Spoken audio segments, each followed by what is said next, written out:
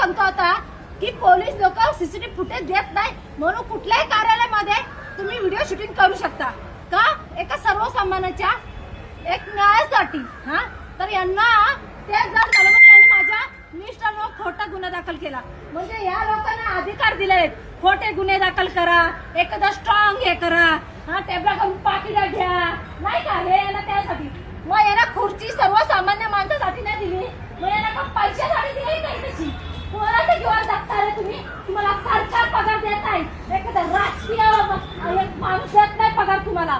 खूप होत नसाल एखाद्याला न्याय मिळून देता तर खुर्ची खाली करा ना तुमची. लायक नाही तुम्ही ती वर्दी घालणार खाकी वर्दीचा अपमान करू नका आणि दुरुपयोग करू नका. भोगा तुम्ही तुमच्या पाठीशी पण तुमची फॅमिली आहे.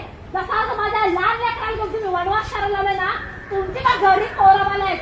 विसरू नका खोटे धंदे सोडून द्या नाही तर सोडून मराल तुम्ही. एक दिवस मी माझ्या नवऱ्याला कसंही बाहेर काढून कायदेशीर. तुम्ही किती स्ट्रॉंग कलम लावा किती हे करा पण तो फसवतो जाणार नाही. त्यांनी तर काही गुन्हा केलेला नाहीये पण आज त्याचा उद्या तुमचा जगासमोर नक्कीच येईल हे लक्षात ठेवा.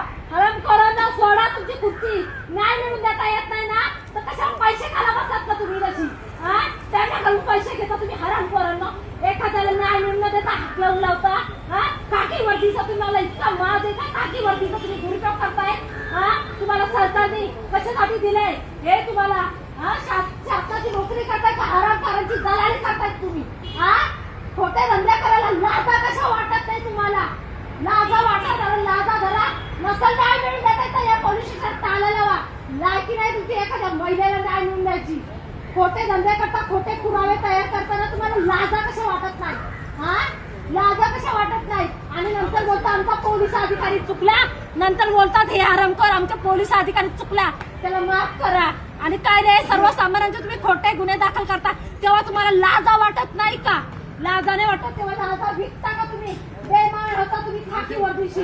नायक नाही एक